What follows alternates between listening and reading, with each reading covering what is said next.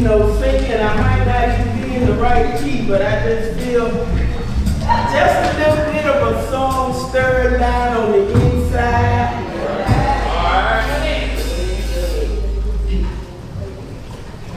If you just allow me one more time, I will tell you Jesus, He's a friend of mine. Each day I press my way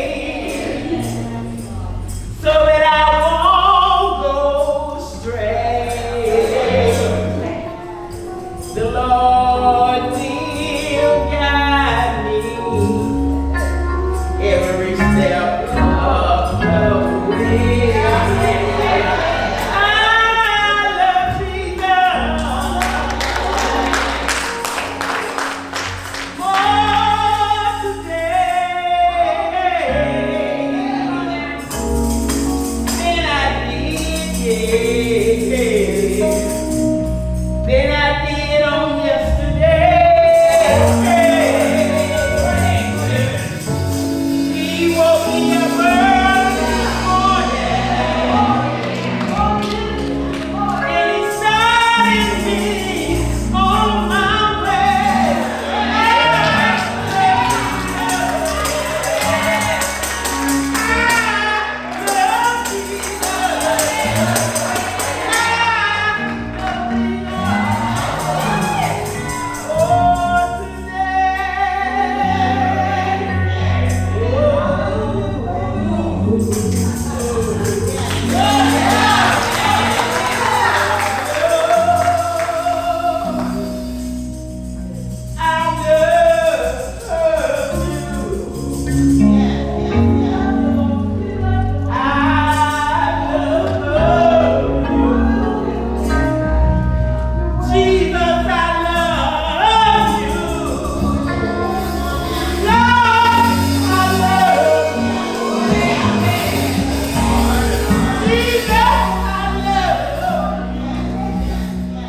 I love you more and more and more today.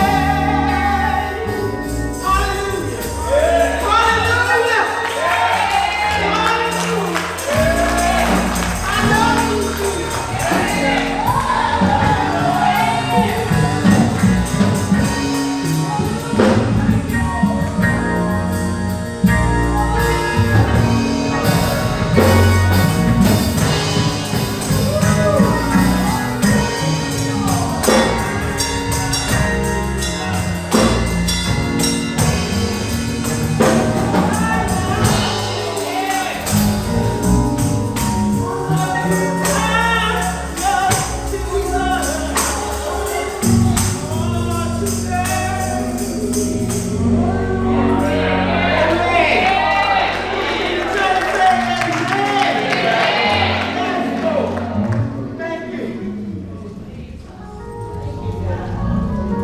First, giving honor to God, who is the head of my life. To His Son, Jesus the Christ. To the Holy Spirit. I give honor to my pastor, my teacher, the shepherd of this house, Pastor Louis Rosenthal, in his absence, due to another mission assignment in Puerto Rico. May God bless him and the team, the CDA team that's with him on this morning. Honor to my First Lady, Sister Robin Rosenthal, and the first children, Lauren and Ray. To my ministers, associate ministers in the gospel and their spouses, to the deacons and their spouses, to the music ministry, the children who sung so well on this morning.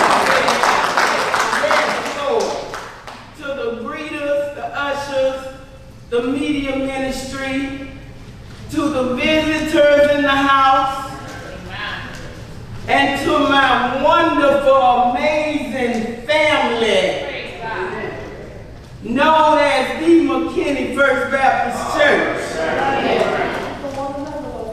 If you would be so kind to stand with me with your sword and turn to the book of 1 Corinthians, chapter 13,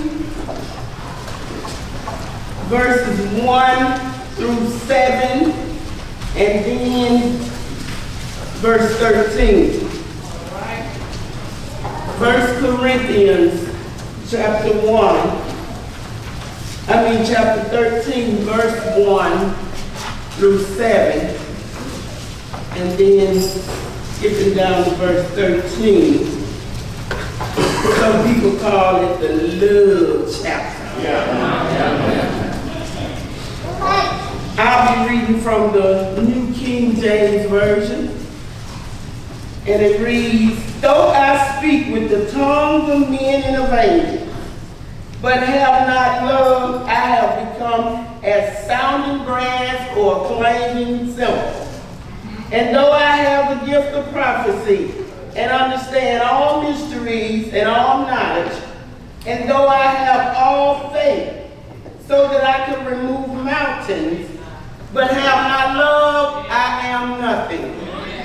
And though I bestow all my goods to feed the poor, and though I give my body to be burned, but have not love, it profits me nothing. Love suffers long and is kind.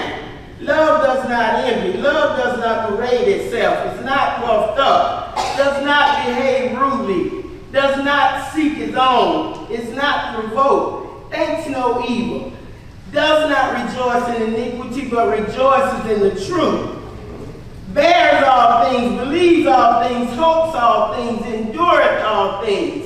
In verse 13, "And now abide faith, hope, love. Spirit, these three, but the greatest of these is love." Amen. And I'd like to use as a subject today, where is the love? You may be seated. Thank you, Joshua. You may be seated. Where is the love? Now this chapter 13, Paul was writing to the Corinthian church because he was concerned about the way the Corinthian Christians were arguing and dividing themselves into groups, and the way they were treating one another. Now in the previous chapter, 1 Corinthians 12th chapter, the Corinthians were actively pursuing some of the things that Paul mentions in the opening verse in chapter 13, such as speaking in tongues, prophecy, and knowing mysteries. Now there may be nothing wrong with such things in themselves, but if in the process people forget about loving their brothers and sisters, such things end up being worthless. Without love, it does not matter what budgets, buildings, or missional strategies we have. Such things do not give the church the shape that God desires. We may pursue various forms of spirituality or proper doctrine or activism in the name of justice. However, in our pursuit of these otherwise fine things, we must not forget that the church is called to be a community that practices love. Now, it's good that TMFBC feed the hungry. We have a food pantry. We have a Dorcas closet. For those that don't know, that's a beautiful department in the back that gives out clothing to those that are in need comes in once a month and distribute vegetables, fruits, and all that. Now, all that's good. Yeah. But if it's done without love, it's profitable nothing. Now, the Corinthians needed to hear a message of love in the midst of their division, which leads me to the one and only key point. One, key point number one.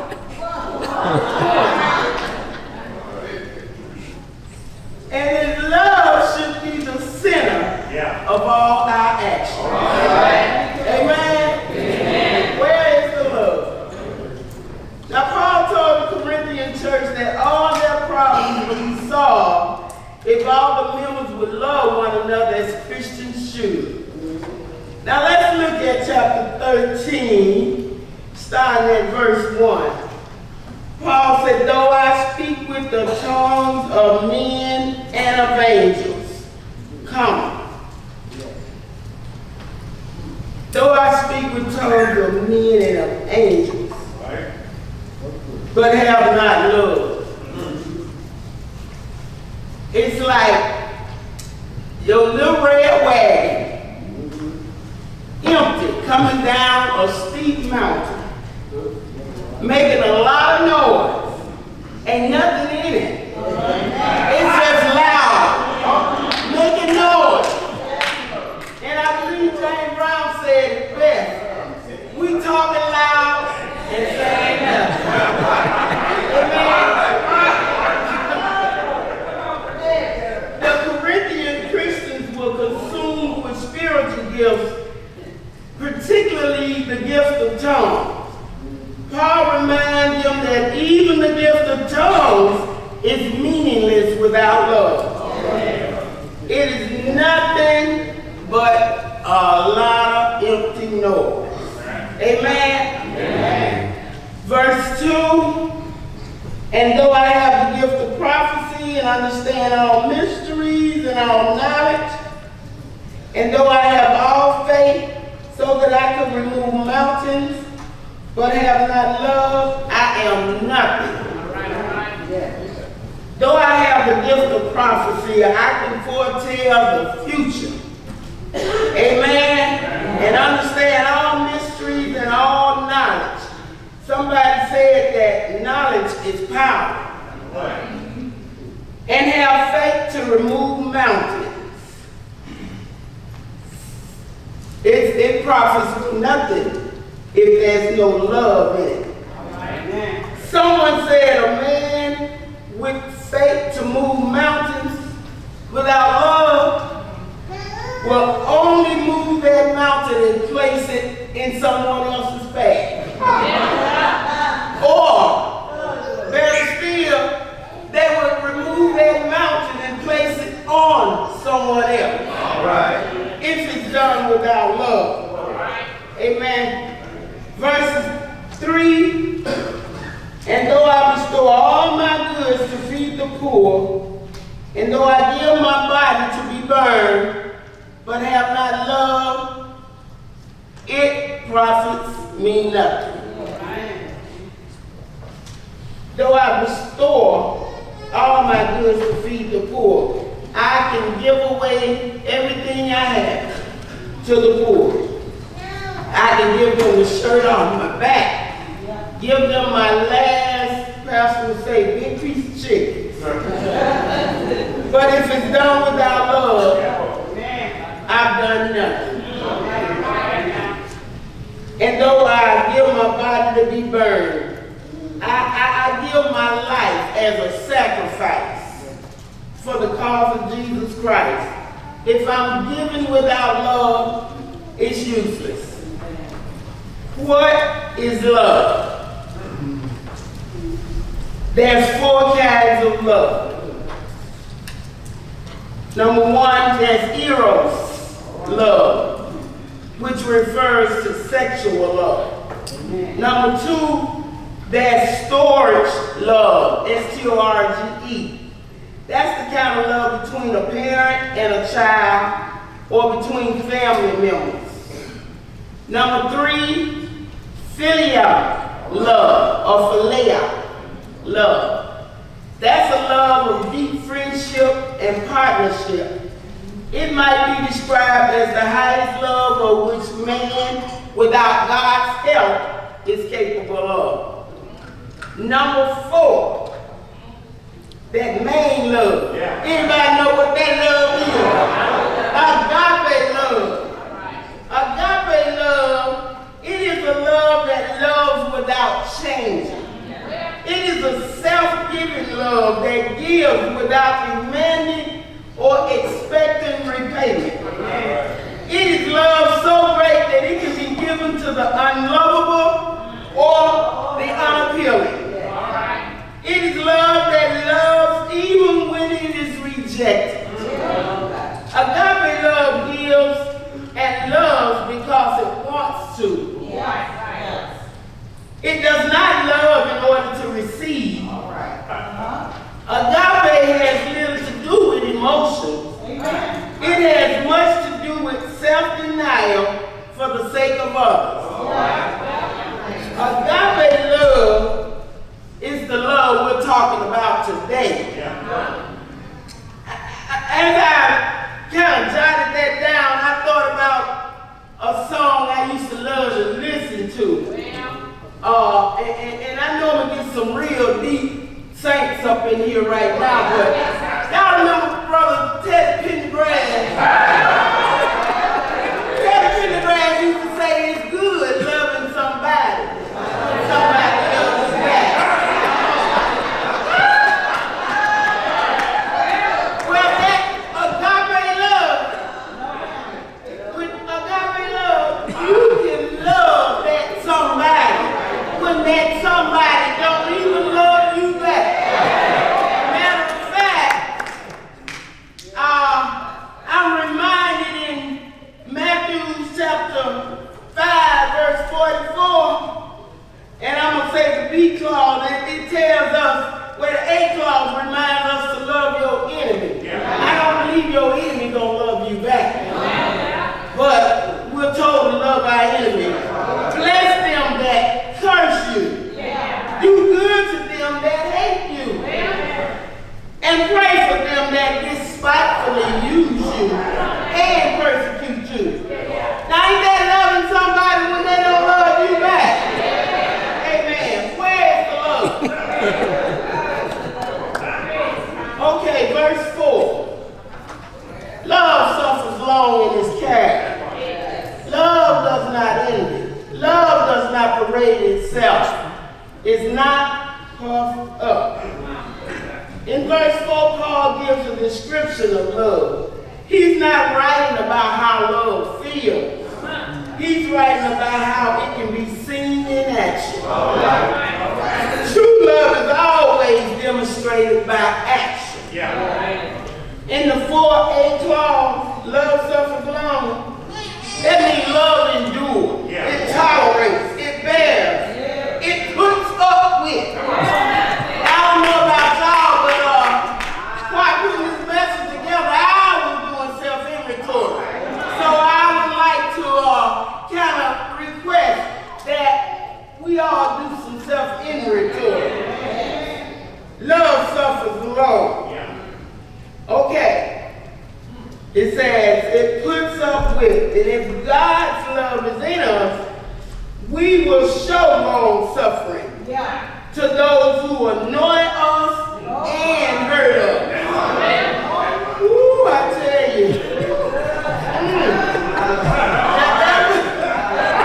There was an ancient preacher by the name of John Chrysostom that said this word long suffering used of the man who is wronged and who easily has the power to avenge himself, but will not do it out of mercy and patience. Do you avenge yourself as soon as you get the chance? As soon as you get opportunity? Are you an avenger? Think about that. Love is kind.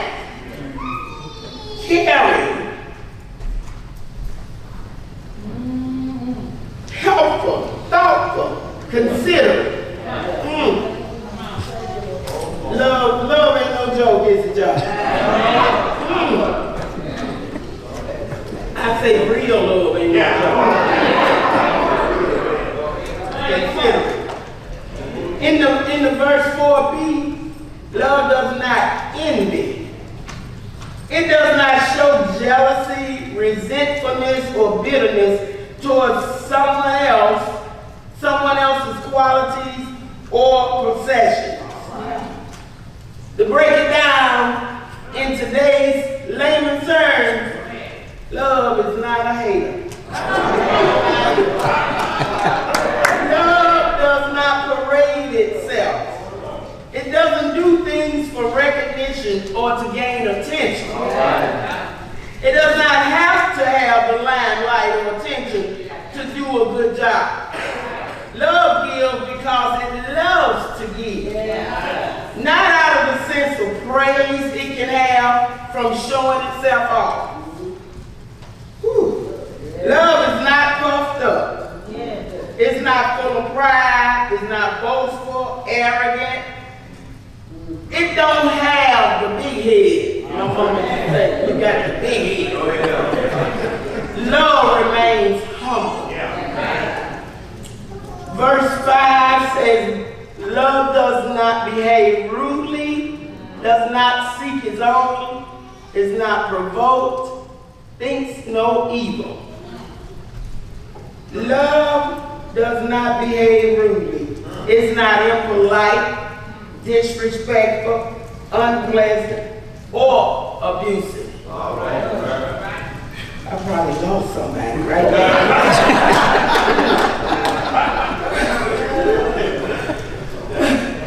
Love does not seek his own. It does not insist on his own way. Y'all know them it's my way or the highway people. Love not that. It does not seek self-satisfaction, seeking after one's own benefits before those of others. It puts others first. Love is not provoked. It does not irritate on purpose. They said in Sunday school, intentional. Love don't irritate intentionally. Amen. Love does not annoy. It does not get annoyed or angry. It does not make someone angry deliberately. Love thinks no evil. It keeps no record of any of the wrong it has received. It does not keep a record of any of that, the wrong it has received. It put away the hurts of the past instead of clinging to them. Amen. Verse 6. I'm going to be done after a while, y'all. Love does not rejoice in iniquity, but rejoice in the truth. Love does not feel overjoyed when it sees an injustice done to someone else, even if you didn't like that person, or you feel that person deserved the punishment for something they did wrong to you or a loved one. Love does not rejoice in that. Love rejoices in the truth. It always stands with and on the truth.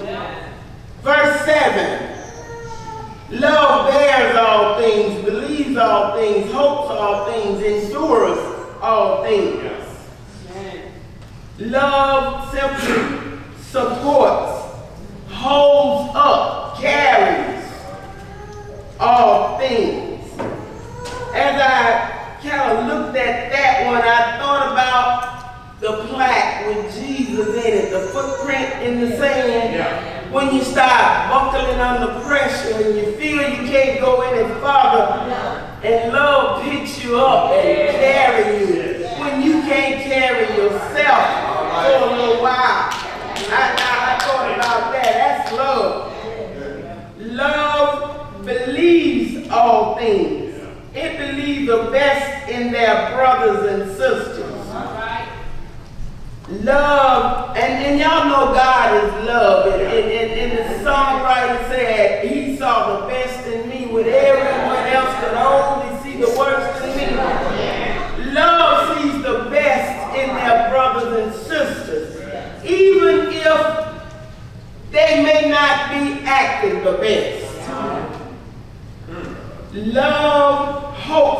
all things.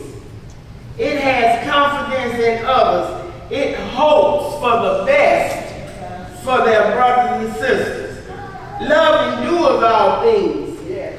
It's unending, everlasting, continues. Love remains. Love doesn't give up. Love will outlive all gifts.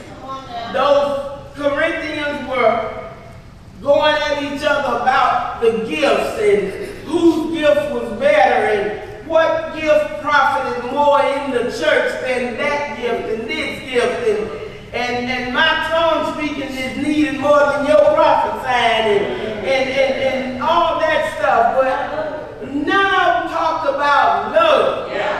Love will outlive all the gifts. And then we go on down to verse 13. And now abide faith, hope, love, these three, but the greatest of these is love.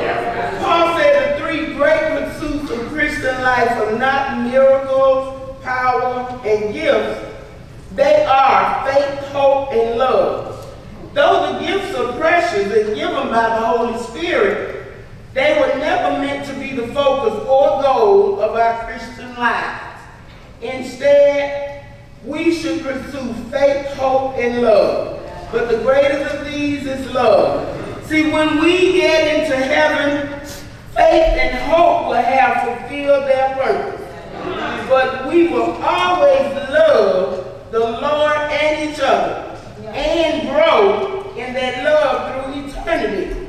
Without love as the motive and the goals of everything we do, the gifts are meaningless. And they are meaningless distractions.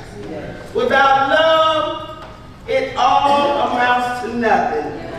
Leviticus 19 verse 18b reminds us to love our neighbors as ourselves.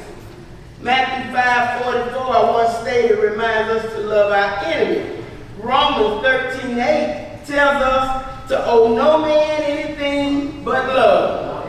Well, I say it's time to pay up. How do we get this kind of love?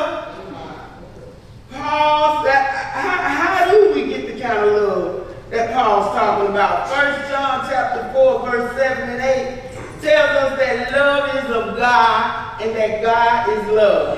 Matter of fact, that's where love first began, with God. So to get that kind of love, you get God. You see, in the beginning, we were under the law, which reminds me of a gospel artist who wrote a song that said, I was bound in chains, and I was destined for hell's flame. But he wouldn't let it be. He paid my bail for me and set me free. He who God did. John 3:16 says that God so loved the world that he gave his only begotten Son. I said with a promise that whosoever believe in him should not perish but have everlasting life. Then the Son, Jesus the Christ, signed and sealed the promise in blood. You see, Christ gave his life on the cross, and he did it for you and for me. I think I ought to tell you it wasn't the nails that held him to the cross. He could have came down, and if he had, our souls would be lost. But because of love, he hung right there. And I don't know about you, but he didn't have to love me like he did. But he did what he did. And I thank him. Somebody still got the Tina Turner syndrome. What love got to do with it? Well, I was sinking deep in sin.